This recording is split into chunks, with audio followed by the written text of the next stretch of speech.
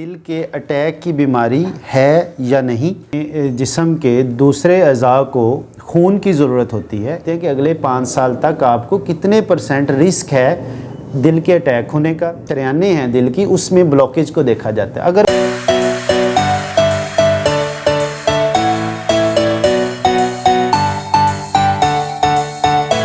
बिस्मिल्लाहिर्रहमानिर्रहीम, अस्सलामु अलैकुम। मेरी वीडियो का जो आज का टॉपिक है वो ये है, आपको दिल के अटैक की बीमारी है या नहीं, इसके लिए कौन सा टेस्ट करवाना बहुत ज़रूरी है। तो सबसे पहले हम समझते हैं कि दिल का अटैक क्या है और ये क्यों होता है। जैसे मैंने बहुत दफ़ा अपनी वीडियोज़ में बताया है कि जिस तरह अपने जिस्म के दूसरे अज़ा को खून की ज़रूरत होती है, इसी तरह जो जिस्म में दिल होता है उसको धड़कने के लिए भी खून की ज़रूरत होती है। अब ये खून एक ख़ास किस्म की नालियों के ज़रिए दिल के पट्ठों को मुहैया किया जाता है, जिसको हम कोरोनरी आर्टरीज़ बोलते हैं। अगर खुदा न खास्ता इन आर्टरीज़ में ब्लॉकेज आ जाए, जिसकी बहुत सारी वजूहात हैं, तो फिर प्रॉपर खून दिल के पट्ठों को नहीं पहुंच सकता। दिल के पट्ठों को खून ज़्यादा चाहिए और ऊपर से ब्लॉकेज की वजह से खून नहीं पहुंचता, तो ये डिमांड एंड सप्लाई मिसमैच हो गया, जिसकी वजह से क्या होगा, दिल का अटैक आना शुरू हो जाएगा, या जिसे हम एंजाइना बोलते हैं वो आना शुरू हो जाएगा। अब मसला ब्लॉकेज का है। सारी जो दिल की दवाइयों की तहकीक है वो ब्लॉकेज पे है। तो ब्लॉकेज क्यों होती है, तो उसके लिए हमें पता है कि अगर किसी को शुगर है, या किसी का ब्लड प्रेशर बढ़ता है, या किसी का कोलेस्ट्रॉल बढ़ता है, स्मोकिंग है, ओवरवेट है, अल्कोहल पीते हैं, या फैमिली हिस्ट्री है, तो ऐसे जो 5-6 रिस्क फैक्टर जिस पेशेंट में मौजूद हों, तो उसमें इस दिल की नालियों की ब्लॉकेज होने का ज़्यादा ख़दशा होता है। तो वो दिल के अटैक की तरफ ज़्यादा उनका रिस्क होता है। तो अब हमने ये देखना है, क्या दिल के अटैक की बीमारी, अगर इसको हम पहले से ही पकड़ लें, यानी कि दिल के अटैक होने से पहले ही हम देख लें कि क्या हमें दिल की बीमारी का अटैक हो सकता है, या कोई करंटली एक्टिव दिल का अटैक तो नहीं है, ताकि हम दिल के जो मेजर अटैक है वो ना होने दें और उससे पहले ही दवाइयों पे या फिर हमारा अपना लाइफस्टाइल चेंज कर लें। तो उसके लिए एक टेस्ट किया जाता है जिसका नाम है एक्सरसाइज टॉलरेंस टेस्ट, ETT। अब ये बहुत ही बुनियादी सा टेस्ट है, बहुत ही सस्ता सा टेस्ट है, हर कोई करवा सकता है। तो मैं इस वीडियो में आपको इस टेस्ट की बताऊंगा कि ये टेस्ट की इंडिकेशंस क्या हैं, किन पेशेंट्स में ये टेस्ट करवाना ज़रूरी है, नंबर 1। नंबर 2, इस टेस्ट के नेगेटिव होने का क्या मतलब है, इस टेस्ट के पॉजिटिव होने का क्या मतलब है। नंबर 3, ये टेस्ट कैसे किया जाता है, कि कौन सी ऐसी मशीन यूज़ की जाती है जिस पे हम ये कह सकते हैं ये टेस्ट किया जा सकता है। और आखिर में मैं वीडियो में ये बताऊंगा कि कुछ जो पेशेंट्स हैं उनमें ये टेस्ट नहीं किया जा सकता, तो इसका अल्टरनेटिव टेस्ट कौन सा है। तो सबसे मैं पहले बताता हूँ कि इंडिकेशंस क्या हैं इस टेस्ट की। देखें, किसी भी पेशेंट्स को दिल की बीमारी होने का 3 उसकी है ना क्लासिफिकेशन करते हैं कि बिल्कुल low probability of having ischaemic heart disease, यानी कि बिल्कुल थोड़ा सा खदशा जिसको दिल का अटैक होना है। इंटरमीडिएट प्रोबेबिलिटी, दरमियाने दर्जे का शुबा कि जनाब इनको दिल का अटैक हो सकता है। और इसी तरह ही हमारे पास high probability of having ischaemic heart disease. तो ये जो टेस्ट है ये दरमियाने दर्जे के जो पेशेंट्स हैं जिनको शुबा है कि दिल का अटैक हो सकता है, उसमें किया जाता है। तो उसको हम कैसे फिर तयन करेंगे कि ये दरमियाने दर्जे का जनाब शुबा है, तो उसमें हमारे पास हम पेशेंट्स की हिस्ट्री लेते हैं। सबसे पहले पेशेंट की एज देखते हैं, पेशेंट का जो चेस्ट पेन होती है वो देखते हैं कि ये टिपिकल है, ये टिपिकल है, या नॉन कार्डियक है। और साथ साथ बहुत ही इम्पोर्टेंट कि पेशेंट के जो रिस्क फैक्टर हैं, शुगर, ब्लड प्रेशर, कोलेस्ट्रॉल, वज़न का ज़्यादा होना, स्मोकिंग। अगर एक पेशेंट की एज 50, 55 या 60 साल से ज़्यादा है और उसको शुगर भी है, ब्लड प्रेशर भी है, साथ कोलेस्ट्रॉल का भी मसला है, तो ज़ाहिरी बात है कि इस पेशेंट को दिल के अटैक होने का ज़्यादा चांस है। तो इसको हम कैटेगराइज़ कर लेते हैं high probability of having ischaemic heart disease. और इसी तरह एक पेशेंट की उम्र 20 साल है, उसको ना शुगर है, ना ब्लड प्रेशर है, ना ही उसमें कोलेस्ट्रॉल बढ़ता है, तो इस पेशेंट को हम low probability of having ischaemic heart disease की कैटेगरी में रख लेते हैं। तो ऐसे दोनों पेशेंट्स में ये टेस्ट अमूमन नहीं करवाना चाहिए। अब किन पेशेंट्स में ये टेस्ट करवाना चाहिए? जब उम्र 30, 35, 40, 45 साल की रेंज में हो, ठीक है, और पेशेंट को कोई एक आध रिस्क फैक्टर हो, और कभी कभार चेस्ट पेन होती है और साथ कोलेस्ट्रॉल या ब्लड प्रेशर का भी मसला हो, तो ये patient intermediate probability of having ischaemic heart disease में फॉल करते हैं। तो ऐसे पेशेंट, अगर मैं आसान ज़बान में समझाऊं कि अगर आपकी उम्र 35-40 साल है, आपको शुगर या ब्लड प्रेशर या कोई एक आध और रिस्क फैक्टर है, तो आपको कभी कभार छाती में दर्द होता है चलने से, या आप सही उसको स्पेसिफाई नहीं कर पाए, तो ऐसे पेशेंट में मैं एज ए कार्डियोलॉजिस्ट इस पेशेंट में एक्सरसाइज टॉलरेंस टेस्ट यानी कि ETT एडवाइस करूँगा। ये हमें क्या बताती है? इसकी जो इस्केमिक हार्ट डिज़ीज़ को या दिल के अटैक की बीमारी को तशख़ीस करने की जो सेंसिटिविटी है वो तकरीबन 70% है।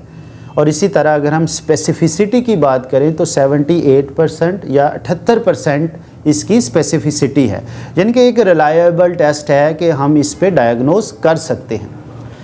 अब हम दूसरे पॉइंट की तरफ आते हैं कि ये टेस्ट कैसे किया जाता है।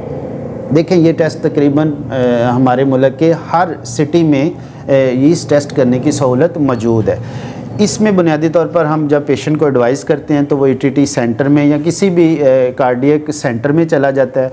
उस पेशेंट का पहले BP लिया जाता है, थोड़ी बहुत हिस्ट्री ली जाती है, उसका फ़िज़िकल मुआयना किया जाता है, और फिर हम उस पेशेंट्स को ट्रेडमिल पे खड़ा कर देते हैं।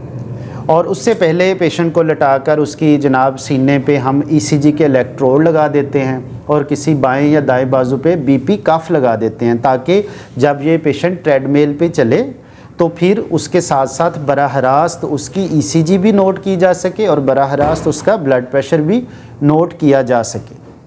जब वो चेस्ट पे हम ECG के इलेक्ट्रोड्स लगा देते हैं तो पेशेंट को कहते हैं जनाब आप ट्रेडमिल पे आ जाएं, और फिर वो आहिस्ता आहिस्ता पहले 4 मिनट तक पेशेंट चलता है ट्रेडमिल पे। अगले 2-3 मिनट पर उसकी स्पीड तेज़ हो जाती है, और उसके बाद 8 मिनट के बाद उसकी स्पीड काफ़ी तेज़ हो जाती है कि बंदा ऐसे महसूस करता है कि जैसे वो भाग रहा हो।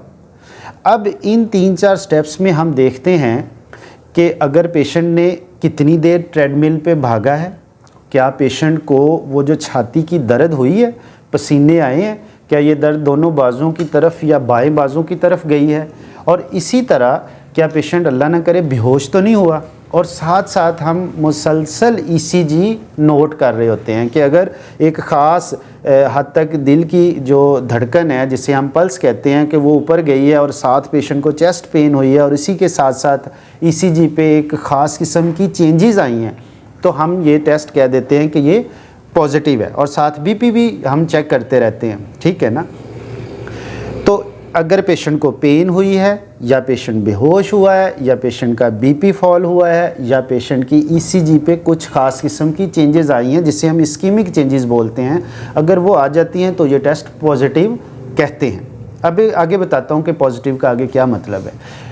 अगर पेशेंट 8-10 मिनट दौड़ लेता है और पेशेंट को हल्का फुल्का बस सांस फूलता है, उसके BP को भी कोई ख़ास फ़र्क नहीं पड़ता है, कम नहीं होता, और ना ही कोई ECG पे ख़ास किस्म की चेंजेस आई हैं, तो हम कहते हैं ये टेस्ट नेगेटिव है, ठीक है। अब नेगेटिव का तो मतलब यही है कि ठीक है जी, आपको एक्टिव दिल का मसला नहीं है तो अच्छी खबर है, आप अपना ब्लड प्रेशर या शुगर या जो भी रिस्क फैक्टर है उसको कंट्रोल करें, लाइफस्टाइल चेंज करें, वॉक करें, ठीक है ना, और हेल्दी डाइट लें, और इंशाल्लाह आप जो दिल के अटैक की बीमारी से बच सकते हैं। लेकिन अगर ये टेस्ट पॉजिटिव आ गया है तो फिर मज़ीद थोड़ा सा हम देखते हैं, क्या ये पॉजिटिव लो रिस्क है पेशेंट, या मॉडरेट रिस्क है, या फिर हाई रिस्क है। वो फिर हमें बताता है कि अगर पेशेंट 3 मिनट ही दौड़ रहा है और 3 मिनट के बाद ही उसको चेस्ट पेन शुरू हो गई है और साथ ही ECG में चेंजेस आ गई हैं, तो ये फिर हाई रिस्क पेशेंट हो जाता है, ठीक है। फिर हम पॉजिटिव आने की सूरत में क्या करते हैं? अगर ये टेस्ट पॉजिटिव आ गया है, जो ETT जिस डॉक्टर साहब ने की है उसने एक रिपोर्ट देनी है प्रॉपर आपको, और उस पर लिख दिया जनाब आपकी ETT is positive for ischaemia, तो फिर हम आगे क्या करते हैं? आगे फिर इसके बाद अगला स्टेप होता है एंजियोग्राफी का, ठीक है। और इस टेस्ट के पॉजिटिव की आगे कैटेगरीज हैं, वो फिर ये भी बता देते हैं कि अगले 5 साल तक आपको कितने % रिस्क है दिल के अटैक होने का, ठीक है। और अगर हाई रिस्क पेशेंट है तो ज़ाहिर बात है कि उसकी फिर हम फौरी कॉर्नरी एंजियोग्राफी करते हैं, ताकि देखा जा सके कि जब पेशेंट ने मुशक्क़त की है, दौड़ा है, तो उसकी नालियों के ज़रिए उसको प्रॉपर दिल के पट्टों को खून नहीं मिला। तो ऐसी सिचुएशन में क्या हुआ कि भाई ब्लॉकेज है। अब उस ब्लॉकेज को देखने के लिए हम नेक्स्ट स्टेप जो होता है वो है एंजियोग्राफी, वो एडवाइस करते हैं। कॉर्नरी एंजियोग्राफी की जाती है, फिर आगे जो खून की शरेयानें हैं दिल की, उसमें ब्लॉकेज को देखा जाता है। अगर वो ब्लॉकेज 70% से ज़्यादा आ रही है तो फिर डॉक्टर साहब उसमें स्टेंट डालते हैं या दवाइयों पे रखते हैं, वो फिर आगे उसकी अप्रोच है। तो फिर हम बीमारी को डायग्नोज कर लिया है, यानी कि दिल के अटैक होने से पहले पहले ही हमने पकड़ लिया है कि जनाब इस दिल की जो शरेयानें हैं उसमें ब्लॉकेज है। अब नेगेटिव आ गया तो मैंने बताया कि नेगेटिव आने की शक्ल में हम कोई एंजियोग्राफी नहीं करते, इवन दवाइयाँ भी हम सिर्फ ब्लड प्रेशर और शुगर की ही देते हैं। अब जो अगला पॉइंट है वीडियो का कि अगर कुछ पेशेंट्स का वज़न ज़्यादा है, कुछ पेशेंट में जनाब घुटनों में प्रॉब्लम है, वो दौड़ भी नहीं सकते, बहुत ज़्यादा चल भी नहीं सकते, या कुछ ऐसी ईसीजी पे पहले ही ऐसी चेंजेस आ गई हैं कि जनाब हमें वो डायग्नोसिस के लिए प्रॉब्लम होगी, तो फिर ऐसे पेशेंट्स के लिए हमारा अल्टरनेटिव होता है मायोकार्डियल परफ्यूजन इमेजिंग टेस्ट, जिसे हम स्ट्रेस थेलियम भी कहते हैं, थेलियम स्कैन भी कहते हैं। उसमें पेशेंट को क्या किया जाता है, उसमें पेशेंट को भगाया नहीं जाता, कुछ दिल की धड़कन बढ़ाने वाली अद्वियात दी जाती हैं, एक ख़ास किस्म का, सिर्फ दिल को ही फोर्स किया जाता है। दिल ज़ोर ज़ोर से जनाब धड़कता है, तो फिर हम देखते हैं कि क्या इस वक्त ब्लॉकेज है। साथ ही वो हम रेडियो एक्टिव एक एजेंट हैं वो इंजेक्ट कर देते हैं, और साथ फिर कुछ तस्वीर लेकर हम देख लेते हैं कि जनाब जब दिल बहुत ज़्यादा धड़क रहा था, क्या उस वक़्त उसको प्रॉपर खून मुहैया हो रहा था। अगर तो मुहैया हो रहा तो हम उसको नेगेटिव कह देते हैं, अगर वो खून मुहैया ना हो रहा हो तो हम इसको पॉजिटिव कह देते हैं, तो वो भी टेस्ट किया जाता है। अगर अब वो भी नहीं कोई करवाना चाह रहा, या फिर डॉक्टर साहब कह रहे नहीं ये भी नहीं है, तो फिर हमारे पास ऐसे पेशेंट में सिटी एंजियोग्राम, जिस तरह दिमाग का सिटी होता है, पेट का सिटी स्कैन होता है, इसी तरह दिल का भी एक सिटी एंजियोग्राम करते हैं। तो उसमें भी हम पेशेंट को ना चलाते हैं, ना कोई जनाब कोई और दवाई करते हैं, सिर्फ ये है कि उसकी नालियों में हम जनाब देख लेते हैं कि एक रीजेंट डाल देते हैं, तो फिर देख लेते हैं कि जनाब इसकी नालियों में कैल्शियम कितना है, क्या इसकी नालियों में ब्लॉकेज है, तो ये हमारे पास सिटी एंजियोग्राम की रिपोर्ट आ जाती है। तो ये सिर्फ एक स्क्रीनिंग टेस्ट है, ईटीटी एक स्क्रीनिंग टेस्ट है कि वक्त से पहले हमें थोड़ा बहुत आइडिया हो जाता है कि इस पेशेंट में खून की नालियों यानी कि दिल की नालियों या शरेयानों में ब्लॉकेज तो नहीं है, ताकि उसको टाइमली हम मैनेज कर सके, या दवाइयों के ज़रिए या स्टेंट के ज़रिए, या फिर अगर अल्लाह ना करे तीनों नालियों में या जो दिल की बड़ी शरेयान होती है उसमें ब्लॉकेज है, तो फिर हम उसमें बाईपास की तरफ जाते हैं। मैं उम्मीद करता हूँ कि आपको ये मेरी वीडियो बड़ी पसंद आई होगी। अल्लाह ताला मुझे और आपको बनी नोए इंसान के लिए आसानियाँ पैदा करने की तौफीक दे।